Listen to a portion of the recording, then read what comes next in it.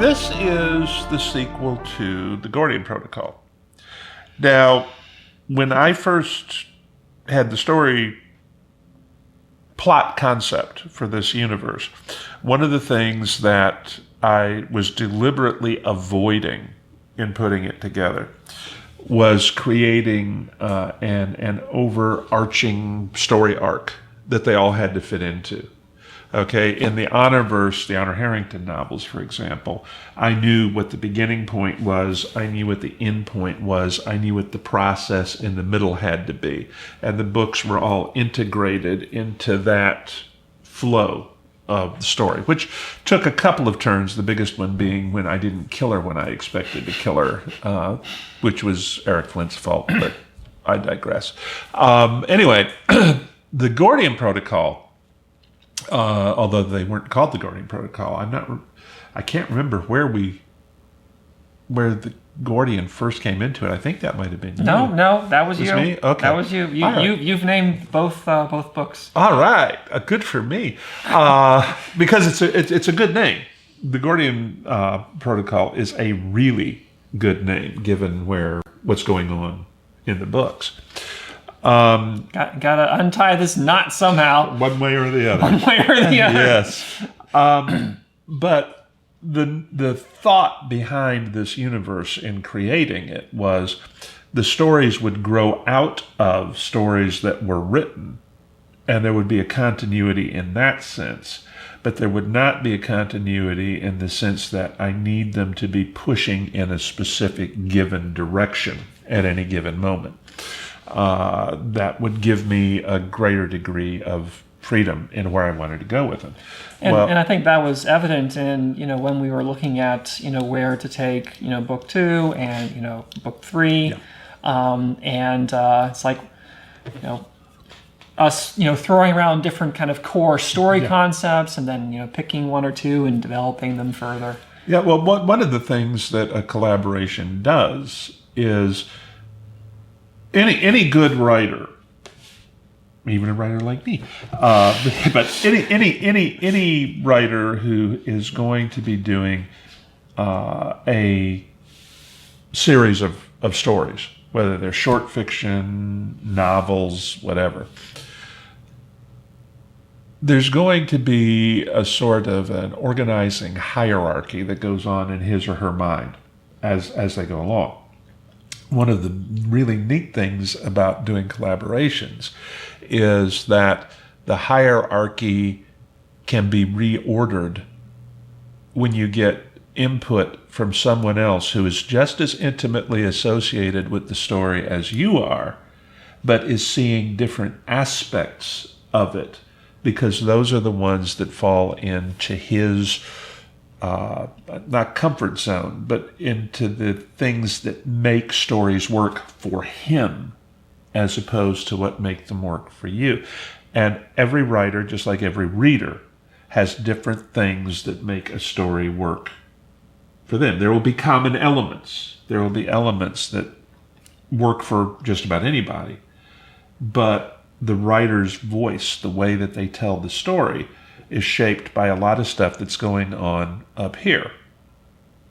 And bringing Jacob into what would otherwise have been a solo series of books if I'd had the time and the space to write them on my own, caused them to evolve in ways that they would not have evolved. Just a little. With a lot, a whole big bunch.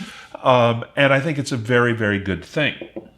And I think that you can see it a lot in where Valkyrie takes off from the Gordian Protocol. It's still going to be the sort of one book leads to another book rather than all the books lead to a preconceived destination. That's still there.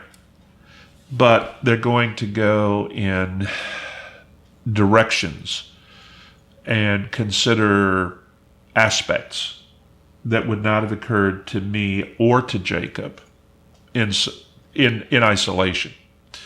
The example that I use a whole big bunch because it's a really good one is your creation of the 30th century. The way that you structured the 30th centuries had a huge impact on where the future novels could go because of what it established about the societal and technological tools available to both Sysgov and admin. And also, I think the friction between Sysgov and admin is an interesting design space. Yes. For story concepts. Just given. Oh yeah. How. Oh yeah. You keep your dirty AIs where we can see them. Well, I honestly expect admin to grow and adapt. Mm-hmm. The thing that's interesting to me is the extent to which Sysgov has a certain complacency about its moral superiority that kind of gets whacked in the Valkyrie Protocol. It's like, oh yeah, you guys weren't even going to tell us, were you? Well, we don't trust you. Oh yeah, okay. It kind of.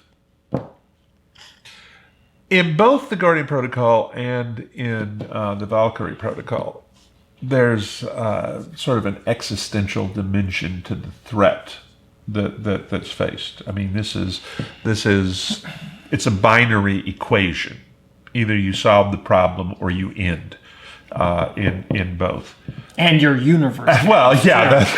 I was thinking in universal terms. I wasn't good.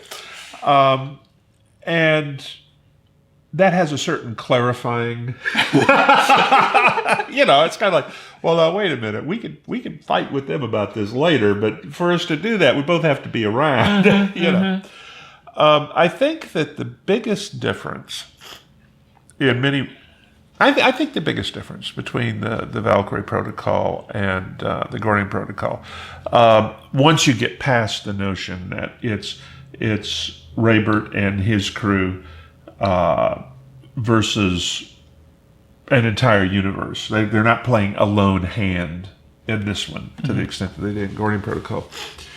But I think that the biggest difference in my mind is that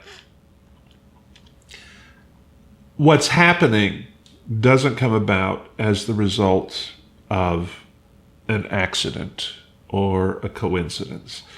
It comes about as the result of a conscious decision, a series of conscious decisions.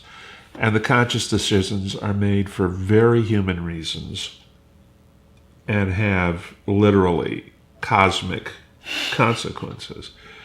We were talking about this, Jake and I were talking about this a little while ago. In a lot of ways, the central theme of this novel is what price redemption? How far are you willing to go for redemption? How big a price are you prepared to pay? And how big a risk are you willing to take? And some of our characters are willing to take a very big risk in order to redeem themselves. Well, yeah, but it seemed like a good idea at the time. Well, in hindsight. Yeah. Well, and I think part of it, too, is that at least one of our characters is willfully blind because this character is so desperate to find redemption